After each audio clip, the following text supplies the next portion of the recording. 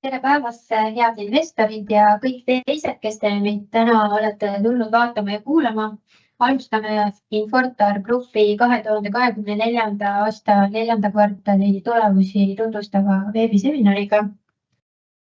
Mina olen Infortari investorsuhete juht Kadri Laanvee ja koos minuga annavad täna ülevaate Infortari juhatuse esimees Ain Hanschmidt ja Infortari tegevjuht Martti Talgre. Me alustame tegevuse ja olulisemate sündmuste ülevaatega 2024. aasta 4. kvartalis ja seejärel peale presentatsiooni vastame ka meile saadetud küsimustele. Kui keegi soovib veel küsimust esitada, siis palume seda teha vajutades Q&A nupule Teamsis. Tänast esitlust salvestatakse ja see on hiljem kättesaadav Infortari investor veebis. Aga alustame siis ülevaatega ja annangi siin kohe sõna üle Ainile. Tere päevast, lugupeetud Infortari aktsionärid ja investorid. Kui eelmist aastat iseloomustada, siis võib öelda, aasta 2024 oli meil rohke rekordiline aasta. Väga palju erinevaid rekordeid saavutasime ja teiselt poolt oli väga suur laienemise aasta. Aga eks Infortari eesmärk ongi kasvada nii funktsionaalselt tegevusvarude kaudu, kui ka kasvada geograafiliselt laieneda uutesse riikidesse. Ja tänaseks oleme kindlalt kasvanud suurimaks äriettevõtteks Eestis, kus meie müügitulu, meie varade maht on kasvanud eelmisel aastal 1,4 miljardi pealt ligikaudu 2,7 miljardi pealt, et peaaegu 2 korda oleme mahtudes kasvanud. Infortari näol on ka tegemist ühe kõige suurema investeerimisettevõttega Baltikumis. Meie tegevus keskendub 3 peamisele tegevusvaldkonnale: meretransport, kus me oleme siis 68,5% Tallinki omanikud, siis energeetika, kus me 100% omame Elengeri ja kinnisvara. Need ja muud valdkonnad. Need valdkonnad on küll erinevad, aga neil on kõigil väga palju sarnaseid jooni. Kõigepealt nad on stabiilse sissetulekuga, kapitalimahukad, kõrgete sisenemisbarjääridega ja tugeva rahavooga. Ja täna siis Infortar tegutseb sisuliselt 7 turul: Eestis, Lätis, Leedus, Soomes, Poolas, Rootsis ja ka Saksamaal. Meil on juba energiaäris on meil litsentsid Saksamaal tegutsemiseks olemas. Me Saksamaal muidugi praegusel momendil väga aktiivselt ei müü. Ja lähme järgmise slaidiga edasi, et kui nüüd vaadata aastat, mis meil siis põhilised asjad, mis meil eelmine aasta juhtusid. Et üks tähtsamaid investeeringuid oli meil osaluse suurendamine Tallinki grupis. Lihtsalt tuletan meelde, et aastal 2015 Infortari osalus Tallinki grupis oli 36%. Mingite aegade jooksul me vaikselt ostsime juurde ja eelmine aasta investeerisime ligikaudu 110 miljonit eurot ja suurendasime oma osalust 68,5%. Infortari põhieesmärk on ikkagi edasi kasvada ja muidugi fookus on efektiivsuse tõstmisele, kasumlikkuse tõstmisele. Eelmine aasta meie kasum oli 175 miljonit eurot.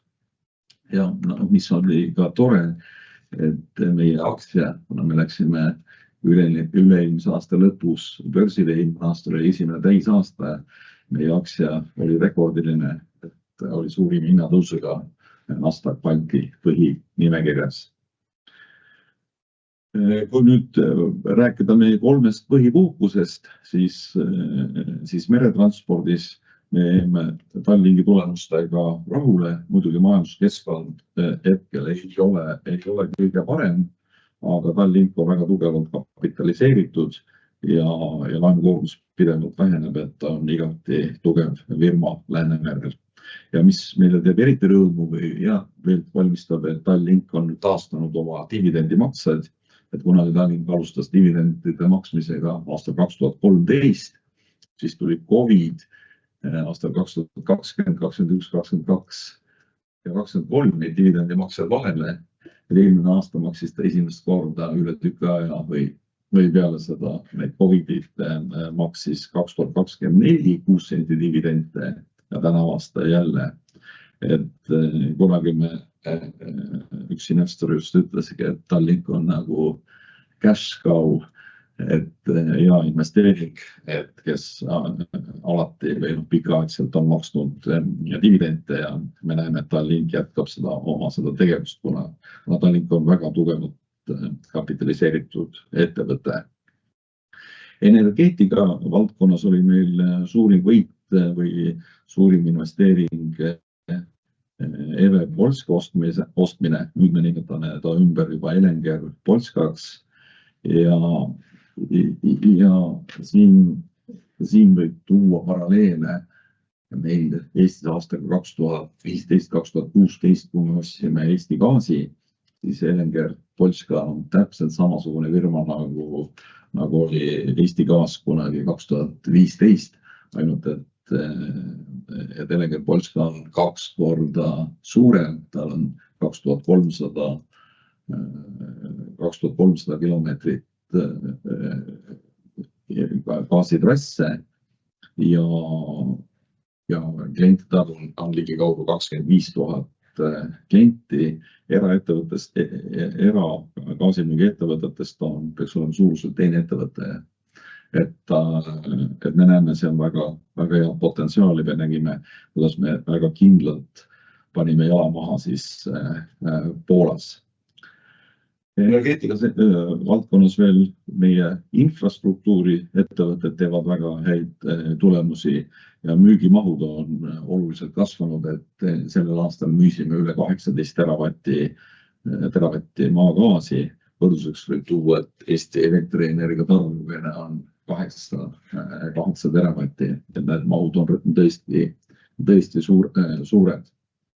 Ja eelmine aastaga investeerisime taastuvenergiasse, tegime 2 päikeseelektrijaama, ehitasime 2 päikeseelektrijaama Lätis ja need ehitasime turutingimustel, et selliseid toetusi ei saanud. Ja mis oli eriti tähtis, et Eesti gaas on siis nüüdsest ümber nimetatud Elenger Grupiks.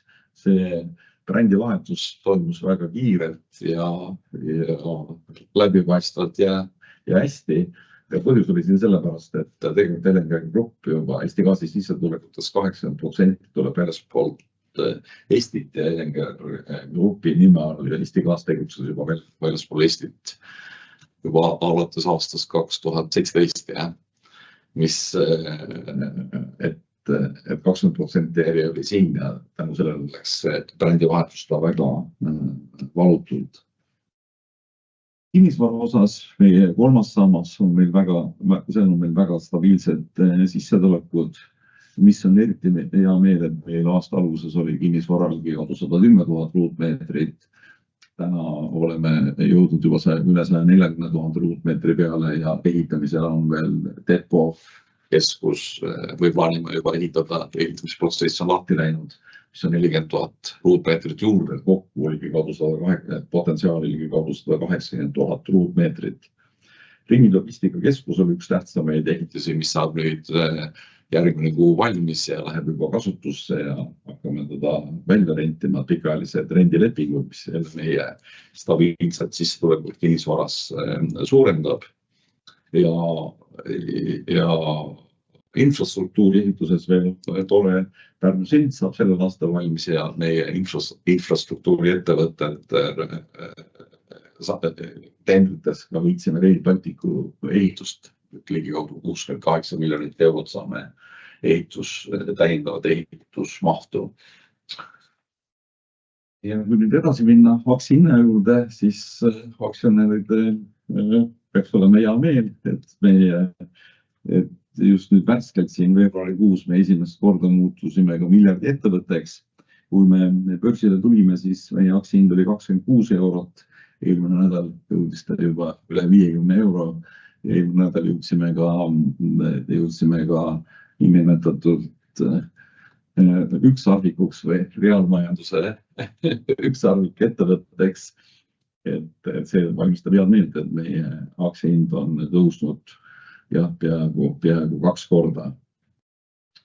Ja mis on nagu tore, et meie aktsiahinna liikumist vaadata, siis et alati on Balti börsil see probleem, et kui Tallinna börsil selline probleem, et kui tuleb mingi hea uudis, siis aktsiahind selle peale ei tõuse, pigem langeb. Meil on siin hästi näha, et nagu meil tulid head uudised, et maksame dividend, aktsiahind tõusis, kui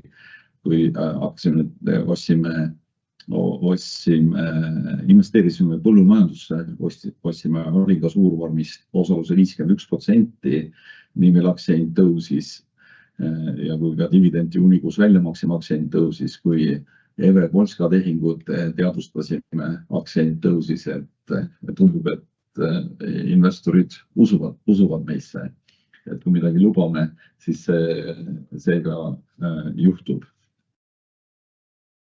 Ja lähme edasi. Aitäh, Olin, selle ülevaate eest, et juhatan siis investorid läbi ka meie peamistest numbritest. Ekraanil on siis näha 2024-2023 täisaasta võrdlus ja samuti siis 4. kvartali võrdlusnumbrid. Konsolideeritud müügitulu 1 372 miljonit eurot. 2024 augustis tuli meil siis realt konsolideerimisel sisse Tallink Grupp, mille tulemusena siis kasutasime müügitulu circa 290 miljoni euro võrra. Ja hiljem Martti räägib täpsemalt iga segmendi vaatest, aga energeetikas müügitulu jäi 2023. aastaga samasse suurusjärku. EBITDA pisut paranes ja võib öelda, et jäi samale tasemele aasta võrdluses.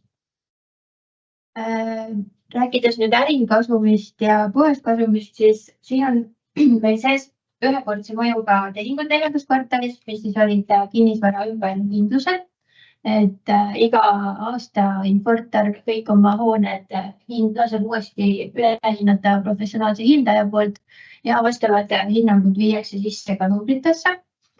Samuti usun, et nutikamad investorid on üles leidnud juba rea tulumaksukulu, mis oli circa 9 miljonit eurot, et ka see kajastub 4. kvartalis. Seega need võiksid olla siis peamised põhjused.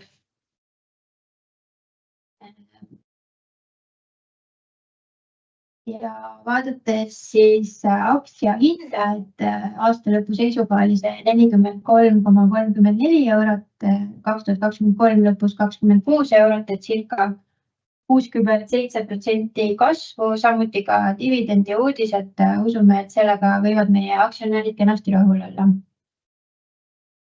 Varade maht siis kasvas meil kõige rohkem ja siin on siis sees nii Tallinki varad kui ka siis aasta lõpu kuupäevaga konsolideeritud Eve Polska. Ja raha jääb 168 miljonit, samuti nagu me ikka räägime, et kodu peab korras olema, seega tulemus on hea ja näitab, et ettevõttel on võimekust edasi tegutseda.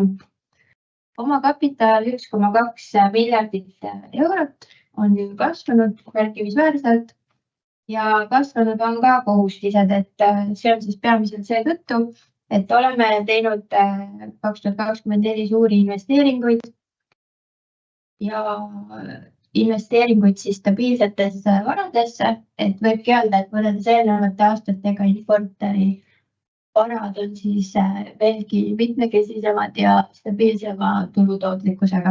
Seega sellega oleme samuti rahul.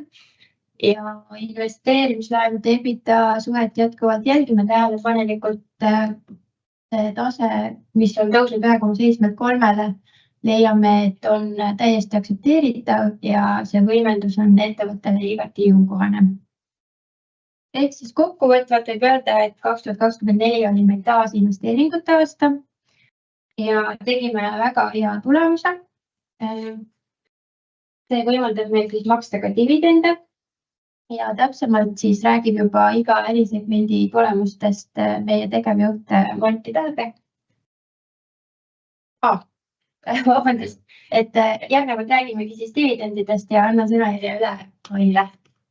Jah, et kuna eelmine aasta oli meil väga hea aasta, teenisime kasumit 175 miljonit eurot, siis on juhatuse poolt ettepanek maksta dividendideks 3 eurot aktsia kohta.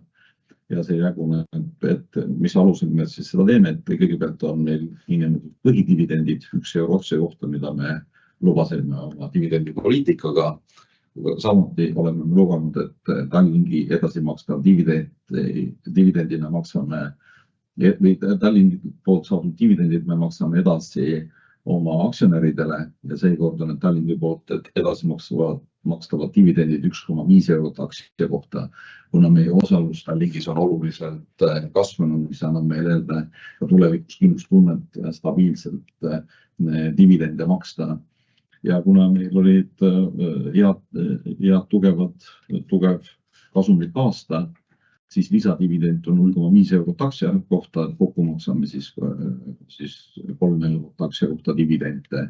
Kui vaadata seda dividendi väljamakse määra, siis see on 35% meie eelmise aasta kasumist, et meil jääb ka piisavalt vahendeid, et investeerida laienemisse ja efektiivsusesse. Ja dividendi tootlus eelmise aasta lõpu seisuga on ligikaudu 7%. Ja siis kokku maksame dividendi välja 61 miljonit eurot, mida maksime ka eelmine aasta ja täna aasta maksame tegelikult absoluutnumbrites arvatavasti miljon rohkem, umbes 62 miljonit eurot. Kuna meil on natukene aktsionäre juurde tulnud, eelmine aasta oli lihtsalt omaaktsiaid natuke rohkem, nüüd on omaaktsiaid vähem ja see 61-62 miljonit eurot on, ma arvan, et peaks olema rekord dividendid Tallinna börsil, et absoluutnumbrites meie maksame kõige rohkem dividende. Ja kavatsen need dividende välja maksta jälle kahes osas. Esimene osa juulis ja me anname täpselt teada selle kuupäeva ja teine osa detsembris, siis 1,5 eurot aktsia kohta juulis ja 1,5 eurot aktsia kohta detsembris, kokku 3 eurot aktsia kohta. Ja nüüd siis Martti Taudne räägib iga segmendi kohta täpsemalt. Palun, Martti. Ja aitäh, Aile, tere päevast ka minu poolt, et nagu Kadri ütles, et siis jalutan läbi ka meie 3 peamise segmendi 24. aasta tulemustest. Et alustan siis Tallinkist. Tallink on kõige suurem osa meie varadest. Ma arvan, et eelmise aasta kõige tähtsam sündmus Infortari jaoks oli siis osaluse suurendamine Tallinkis 68,5%. Et selle tulemusel muutus meie numbrites väga palju, meie varade maht kasvas oluliselt ja samamoodi ka annab see kohe mõju dividendides, et kui eelmine aasta edasi kantav Tallinki dividendi Infortari aktsionäridele oli umbes euro, et siis see aasta on see juba 1,5 eurot. Et kui Tallinkist rääkida, et Tallink iseenesest on tugev ja stabiilne ettevõte, ma arvan kõikidele investoritele väga hästi tuntud. Kriisides karastunud, ma arvan, et pärast COVID-i vaatad isegi paremas finantspositsioonis kui varem. Et reisijad mõnevõrra vähem, aga finantstulemused võrreldaval tasemel või paremad kui enne COVID-it. Juhtivaevundusettevõte, meil on 14 laeva. Meie finantstulemusi natuke ikkagi mõjutab negatiivselt see, et hetkel kõikidel laevadel tööd ei ole. Aga sellega Tallinki juhtkond aktiivselt igapäevaselt ka tegutseb. Ja kindlasti arvestades meie üldist makromajanduslikku mõju, siis see keskkond kindlasti on väljakutsuv, aga sellele vaatamata me oleme Tallinki tulemustega väga rahul. Tallinki varade baas on tugev jätkuvalt ja samamoodi on Tallinki laenukoormus olnud ajast kogu aeg vähenev, et arvestades, et Tallinkil on nii tugev varade baas ja siis laenuvõimendus on ainult 3 korda EBITDA, et see tähendab, et Tallink on võimeline stabiilselt dividendi maksma. Ja nüüd juba teist aastat järjest, et selles mõttes, et igati positiivne on Tallinki aktsionäride jaoks ja samamoodi Infortari aktsionäride jaoks. Kui minna järgmisele slaidile, et siis siit on kenasti näha Tallinki see soosus, et Tallinki puhul põhiline tulemus tehakse siis suvekuudel. kui Fortari konsolideeritud numbreid vaadata, et siin on oluline meeles pidada see, et Tallinki tulemusi konsolideerime me alates augustist, mis tähendab, et sisuliselt pool eelmise aasta põhitegevusest meie numbritesse konsolideeritud ei ole. Aga sellele vaatamata ma arvan, et nende tulemustega võime rahul olla ja usume Tallinkis tulevikus edasi. Nii, kui nüüd liigume edasi energeetika segmenti, siis energeetika on meie suuruselt teine investeering. Sisenesime energeetikasse 9 aastat tagasi, 2016 aasta alguses, 23. veebruaril 2016 kirjutasime siis kõige esimese lepingu alla, et Eesti Gaasis 51% osalust omandada. Ja siis seal 9 aasta jooksul oleme ettevõtte kasvatanud kohalikust väiksest energiaettevõttest regiooni juhtivaks energeetikaettevõttest. Ja edu selgelt on tulnud selle pealt, et me oleme trüginud Eestist välja. Tänaseks märimaad Eestis on alla 5% ja kindlasti plaanime seda teed jätkata. Aga kui nüüd minna järgmisele slaidile, et siis kui Fortarile tervikuna on omane see, et me soovime oma riske hajutada ja varasid hajutada, siis tegelikult täpselt sama oleme teinud ka Elengeri grupis, meie energeetika segmendis, et kui müügimahtude poole pealt on kõige suurem osa energeetikarist energiamüük, et siin me tegutseme siis Soomes, Eestis, Lätis, Leedus, Poolas ja Saksamaal, teenindame ligi 65 000 klienti, müüme nii gaasi kui elektrit, siis varade mõistes on meil täna ikkagi kõige suuremaks kasvanud infrastruktuuri segment. Et see on olnud väga ammu, kui just meie ainsaks infrastruktuuri varaks oli Eesti gaasivõrk ja oleme seda viimastel aastatel massiivselt kasvatanud, et 23. aastal toimunud siis Gaaso jaotusvõrgu omandamine Lätis oli seal väga suur samm ja ma arvan, samamoodi väga tähtsaks muutuseks on ka nüüd see EVE varade omandamine Poolas. Kokku, kui me enne Gaaso omandamist omasime umbes 1600 kilomeetrit gaasitorusid, siis tänaseks on see number peaaegu 10 000, et oleme väga märkimisväärselt kasvanud. Ja miks on veel oluline on see, et energiamüük oma olemuselt kindlasti on volatiivsem kui reguleeritud infrastruktuuri äri ja kui vaadata tänast äri kompositsiooni ja võrda seda mõne talusemaga, siis tegelikult meie äri ja teenitav rahavoog on muutunud oluliselt stabiilsemaks ja kindlamaks. Ja siis kolmanda sambana panustame energia tootmisesse, seal on meie fookus taastuvenergia tootmine, et peamiselt siis biometaani tootmine.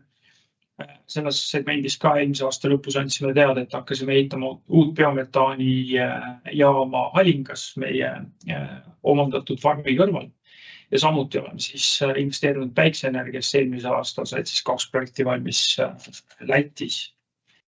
Kui nüüd järgmisele slaidile liikuda, et siis siit on kenasti näha see, et eelmisel aastal, kuigi turg tervikuna püsis suhteliselt stabiilsena, õnnestus meil oma müügimahtusid kasvatada. Umbes 16%, et ma arvan, see on päris tubli ja selle tulemusena on siis meie turuosa jõudnud tänaseks üsna stabiilse veerandini kogu turust. Käibenumbrid on üsna samal tasemel nagu aasta varem.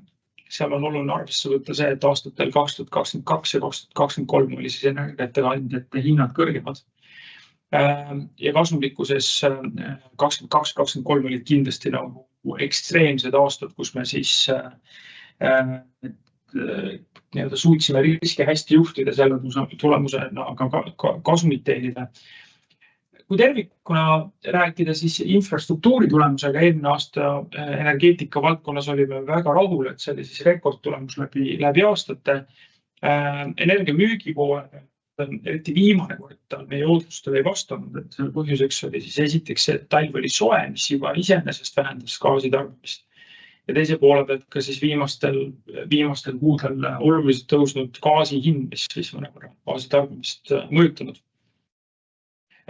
Neljanda kvartali ja ma arvan kogu eelmise aasta tähtsündmuseks energeetika valdkonnas oli siis Saksa suured kontsernid EVElt nende poolaäri omandamine. Kokku siis tehingumaht oli 12 miljonit eurot lõpliku seisuga. Ja viimane oluline asi on kindlasti see, et detsembrist 2024 opereerime siis me kõikides riikides nime Elenger all, et siiamaani me olime Eestis Eesti Gaas, igal pool mujal Elenger. Ja arvestades, et me oleme ikkagi suur regionaalne ettevõte, siis mõistlik on opereerida ühe nime all. Et Elengeri nimi sai tegelikult kasutusele võetud juba aastal 2019. Iseenesest tuleb siis lühendist LNG, siis nagu veeldatud maagaasi lühendist. Ja me näeme, et see sisaldab siis kogu meie väärtuspakkumist, et elektrit ja energiat, rohegaasi, LNG.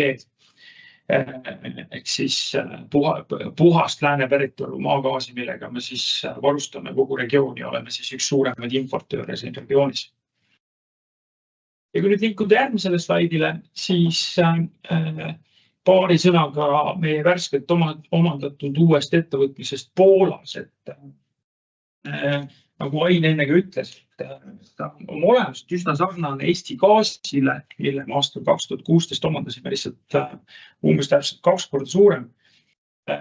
Seal on meil võrgu kogupikkus umbes 2300 kilomeetrit, me teenindame 25 000 klienti. Energia müügimaht on praeguse seisuga umbes 1,2 teravatt-tundi, mis näitab selgelt, et meil on potentsiaali oma mahte seal kasutada oluliselt. Oma iseloomult on väga suur osa teenitavast tulust seal reguleeritud tulu, et kui aastal 2023 oli seal tulenevalt siis energiakriisist ja regulaatoriga koostööst mõningane tagasilöök tulemustest, siis eelmise aasta tulemus oli väga soliidne, et ligi 23 miljonit eurot EBITDA. Ja siin on oluline ära märkida see, et see 23 miljonit eurot EBITDA ei kajastu ei meie energeetika valdkonna eelmise aasta numbrites ega ka Infortari numbritest, et siis me Poola omandatud äri konsolideerime alates sellest aastast.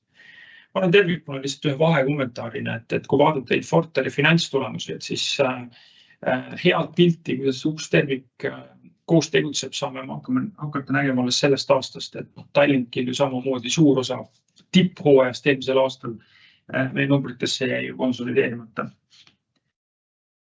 Kui nüüd liikuda edasi kinnisvara juurde, siis kinnisvara on meil 3 peamisest segmendist kõige väiksem, aga samas väike ja väga tubli. Ja oleme ka seal üsna reipalt oma mahtusid ja äri kasvatanud, et kui me hakkasime turul IPO-ks ette valmistama, siis oli meil kokku ruutmeetreid, mida me omasime välja rentisime umbes 80 000. Tänaseks on see number kasvanud 140 000-ni ja meil on ehituses veel 40 000, et oleme ka selles valdkonnas väga jõudselt ja jõuliselt oma äri kasvatanud. Meile kinnisvara meeldib sellest vaatest väga, et kuna me oleme loonud hajutatud ja kaasaegse portfelli, kus siis on väga tugevad rentnikud, et siis varade baas annab meile väga stabiilset rahavoogu.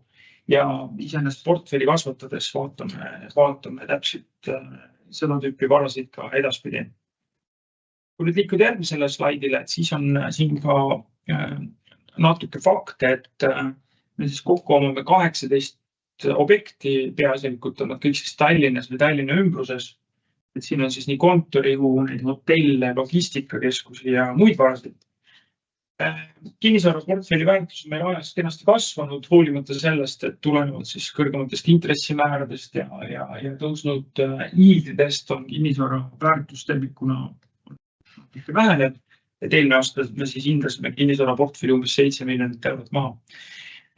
Sellele vaatamata me oleme saavutanud väga kena numbrite kasvu, et 24. aasta siis käive kinnisvara segmendist hakkab juba lähenema vaikselt 20 miljonile eurole ja EBITDA on samamoodi kenasti kasvanud, et on juba 14 miljonit eurot. Puhas renditulu siis umbes 18 miljonit eurot. Oleme kenasti rahul.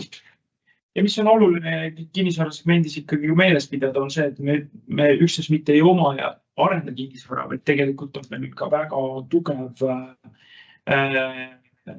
ehitusettevõtete grupp, kes siis fokusseerivad peaasjalikult infrastruktuuri ehitusele, et hetkel oleme siin lõpetamas Silda Pärnus, see on kindlasti üks Pärnu tuleviku maamärke ja samamoodi oleme siis osalenud ka erinevates hangetes, küll Rail Balticu ehituses, küll Eesti elektrivõrkude renoveerimistes, soojavõrkudes, gaasivõrkudes ja nii edasi.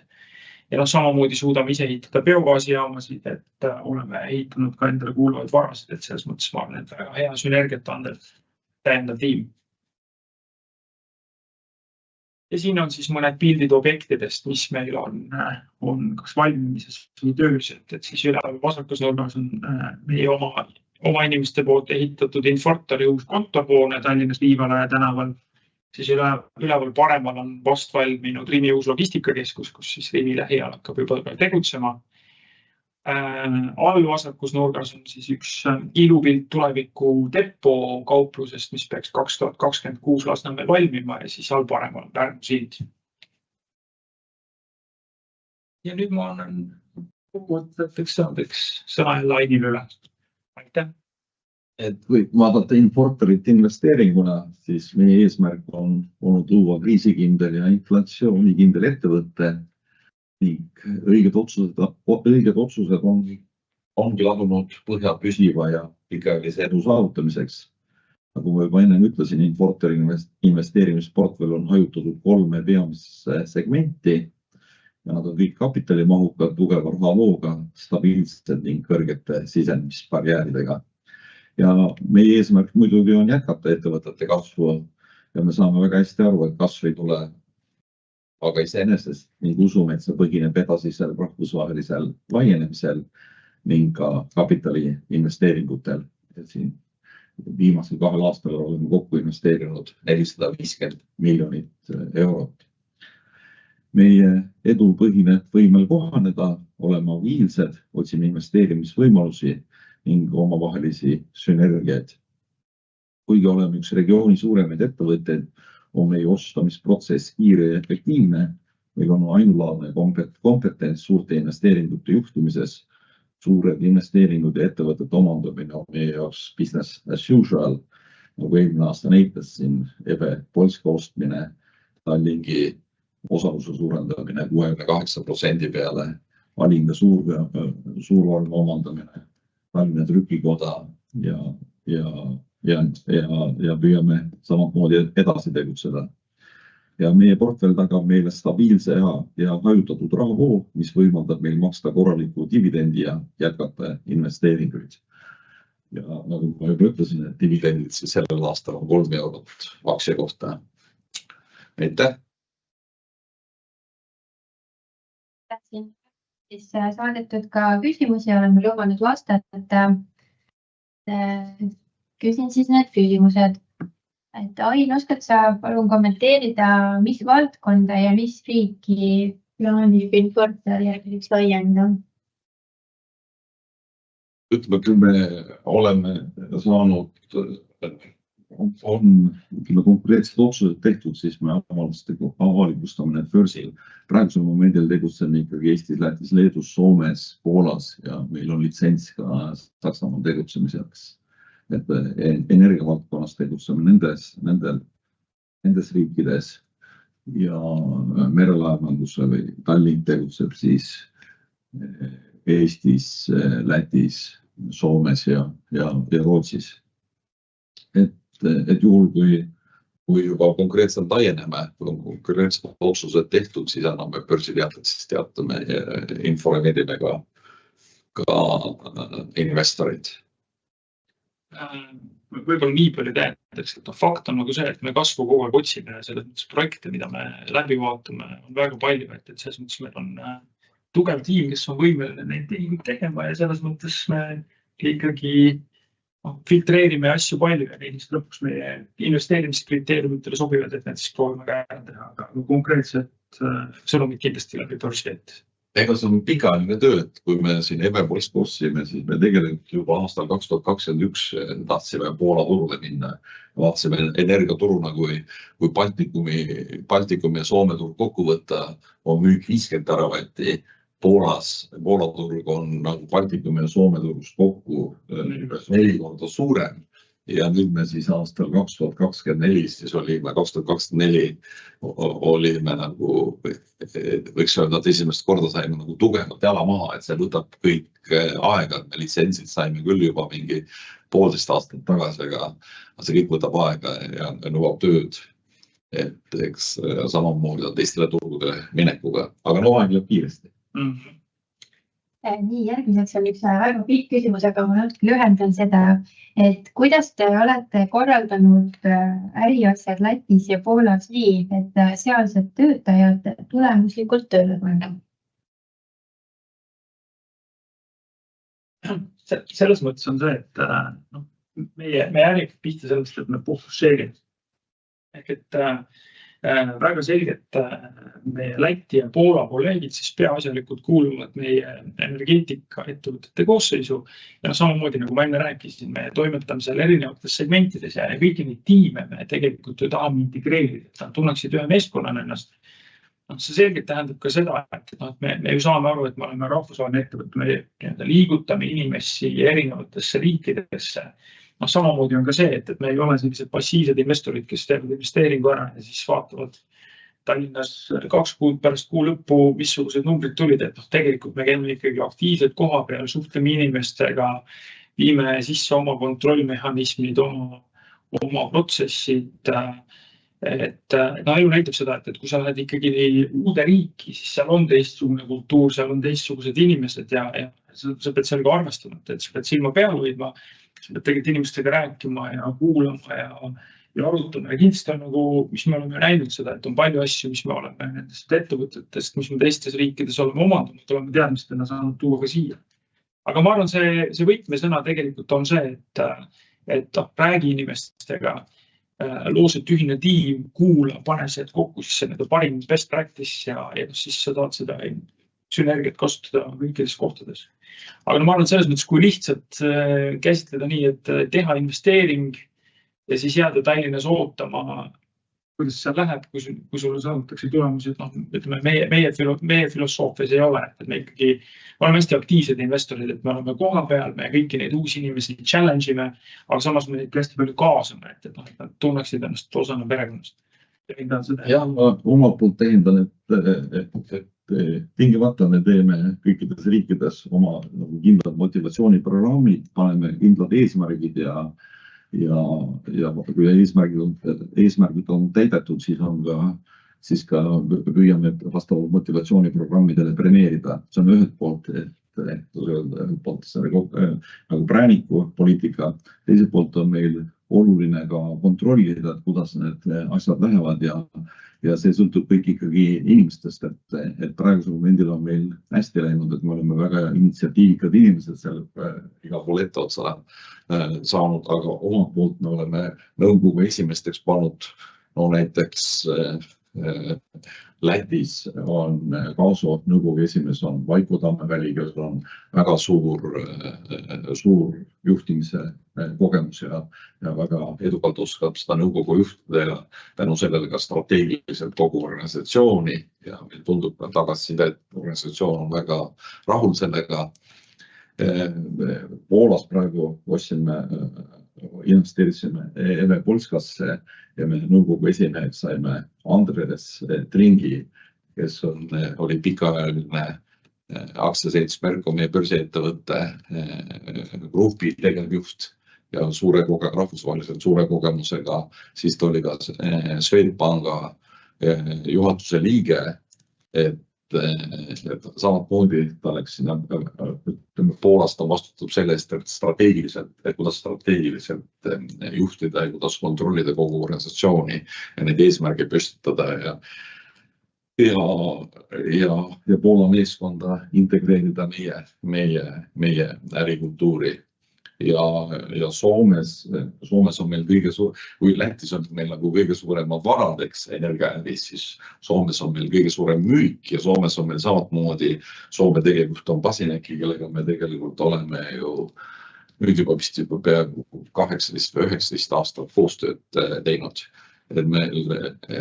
Ühelt poolt me motiveerime kindlate boonusprogrammide ja motivatsiooniprogrammide, aga teiselt poolt me tunneme neid inimesi ja teame nende kogemusi. võib-olla nii palju tähendaks veel juurde, et ma arvan, et see, mis Ain, kui mina siin kirjeldasime, on natuke meie investeerimise filosoofiast tuleneb ka, et me oleme aktiivsed investorid ja me võtame vastutust, et ma arvan, et kui me vaatame jälle mingit järgmist investeerimismõtet, siis ma arvan, üks nagu kõige esimene diskussioon on see, et kuidas me oma raha tagasi teenime.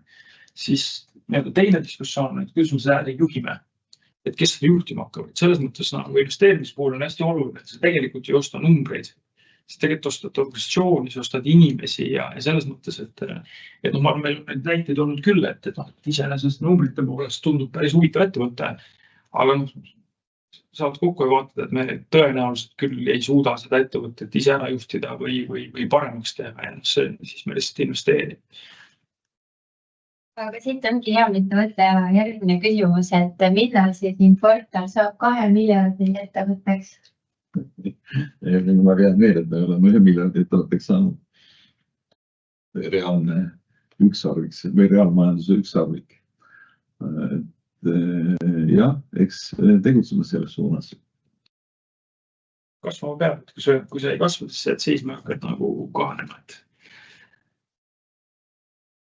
Millised on järgmised suured kinnisvaraprojektid? Ma arvan, et siin on sama vastus nagu enne teiste investeeringute kohta, et kui meil on konkreetne projekt laual, siis me informeerime kõiki aktsionäre ja investoreid selle börsi kaudu. Suures pildis, kui vaadata, mis tüüpi kinnisvaravaradesse me oleme investeerinud, siis need on selles mõttes kõik sarnased, et need on iseenesest suured objektid, kus on tugev rentnik, kus on pikaajaline rendileping ja seda tüüpi objekte me kogu aeg vaatame, et me suudame seda tüüpi varasid nii osta või ise ehitada ja arendada, et meil on väga tugev meeskond, kes on võimeline seda tegema ja aktiivselt kogu aeg uurime võimalusi. Selles mõttes on see, ma arvan, see tempo jälle nagu hea näide, et see on päris pikk protsess olnud, aga suutsime ikkagi lõpuks leida lahenduse ka siis Tallinna linnaga, et kuidas kõik need ehitusõigused sinna antakse ja ma arvan, et sinna tuleb siis Lasnamäele väga äge uus keskus. Ja Tallinki kohta ikka küsitakse meil palju, kuigi me kogu aeg viitame sellele, et Tallinki juhtkond ise vastab oma küsimustele, aga äkki sa, Martti, siis võtad ühe lausega kokku, et mis kasu Infortari aktsionärid ikkagi said sellest 110 miljonilisest investeeringust, kus Infortar osalus suurendas Tallinkis? Ma arvan, esiteks oli see, et see investeering sai tehtud üsna mõistliku hinnaga ja ma arvan, et üsna unikaalsel hetkel ka, et ega me tegelikult oma osalust oleme tahtnud seal ka varem suurendada, aga see ei ole kunagi olnud väga lihtne. Ja selles mõttes aastal 2024 oli see unikaalne hetk, kui siis kõik need planeedid olid õiges reas, et meil oli piisavalt likviidsust. Tagantjärgi siis selgus, et välisinvestoritel oli huvi oma osalisi müüa. Ma arvan, otsene kasu, mis investorid on saanud, on see, et kui vaadata Infortari dividendipoliitikat, et siis me lubame maksta iga aasta 1 euro dividendi, siis kanda edasi kogu Tallinkis saadav dividend ja siis kui on tugevad tulemused maksta midagi juurde, et lihtsalt tulenevad suuremast osalusest, kui aasta varem kandsime Tallinkit edasi umbes euro dividendi, siis nüüd on see juba 1,5. Ehk siis kui Tallink sama dividendi maksab, siis võiks öelda seda, et me oleme garanteerinud dividendi 1 euro ja maksame ka Tallinki osaluse edasi, et müüa meil Tallinkit plaanis ei ole. Et selles mõttes võib-olla siis investorites ette vaatavad ka dividendikindlust võiks see siis kindlust anda. Aitäh, Martti, ja aitäh kõigile, kes meid täna vaatasid ja ka kõigile teile, kes meid hiljem plaanivad järgi vaadata. Kui teil on küsimusi Infortari kui investeeringu kohta, siis võite alati minu poole pöörduda, et võite kirjutada mulle e-maili kadri.lavalmäe@infortar.ee või siis helistada. Me vaatame, et üks küsimus on värskelt veel laekunud. Okei. Kommenteerige palun täpsemalt energeetikasegmendi tulemusi 4. kvartalis ja tuntavat langust võrreldes 2023. aastaga. Mida peaks ootama sellel segmendil käesoleval aastal ja järgmistel aastatel ning mis tasemele prognoosite EBITDA-d? Ma alustaks sellest, et me üldiselt prognoose ei väljasta. Aga kui rääkida 4. kvartali tulemustest, siis tõsi on see, et kui eriti siis energia müügi segmendi või alamsegmendi valdkonnas nende tulemustega rahul ei olnud, Müügimahud olid küll okei, aga arvestades seda, et turul on hetkel üsna tugev hinnasurve, siis kasumlikkusega me rahul ei olnud. Mis on energeetika valdkonnas oluline meeles pidada, on see, et kui me läheme tagasi sinna eelmistesse aastatesse, näiteks 2022, et siis tulemus peaasjalikult tuli kõik ju väga tugevast energiamüügi segmendi tulemusest ja toon me infrastruktuuri varasid sisust ei omanud. Me oleme viimase 2 aasta jooksul infrastruktuuri varasid massiivselt kasutanud. Selles mõttes kasva lisandumine, samamoodi EV Polska lisandumine tekitab meil selle olukorra, et meie infrastruktuuri varad on ikkagi tõenäoliselt suurem osa kogu energeetikasegmendi genereeritavast rahavoost. Ja kuna see äri on siis reguleeritud, mis tähendab, et sa ei saa seal küll kunagi liiga palju kasumit teenida, aga samamoodi seal peaks olema tagatud see, et sa oma kasumi alati teenid ära, et ma arvan, et me ise oleme rahul, et see kompositsioon või tervik on oluliselt stabiilsem. Ja mis on veel oluline nagu meeles pidada on see, et meie eelmise aasta numbrites ei ole sees ka veel EV Polskat. Ehk siis kui... Varad tulid siis aasta lõpu seisuga bilanssi, aga EBITDA-s ja kasumis ei ole veel mitte midagi. Ehk siis see umbes 75 miljoni eurone EBITDA, mida me energeetikasegmendis teenisime, et see siis sisaldub ligi seda 25 miljonit EBITDA, mille me poolest juurde ostsime. Aga tuleb siis jäänud on vastus konsolideeritud. Ja, et kui niimoodi kokku võtta üleüldiselt, siis võib öelda, et kui eelmine aasta meil mahud olid energeetika või energiamüügi mahud olid 18 teravatti, siis 4. kvartali sellisteks märksõnadeks võib öelda ikkagi soe talv ja hinnasurve, mis oli, et hinnakurvedega olid hoopis ebanormaalsed ja tänu sellele oli gaasihinnasurve ka väga kõrge nii meil nii kokkuostuhindadele kui ka müügihindadele ja tänu sellele tuli ka gaasimüügimahtude oluline vähenemine. Et sellel aastal me pingutame hoolega, et leida see optimaalne lahendus. Nii, aga nüüd siis said kõik küsimused vastatud, et aitäh kõigile, kes meid vaatasid ja kui teil on veel küsimusi, võite alati mulle kirjutada. Me jätkame kell 14.00 ingliskeelse seminariga ja täname kõik vaatamast.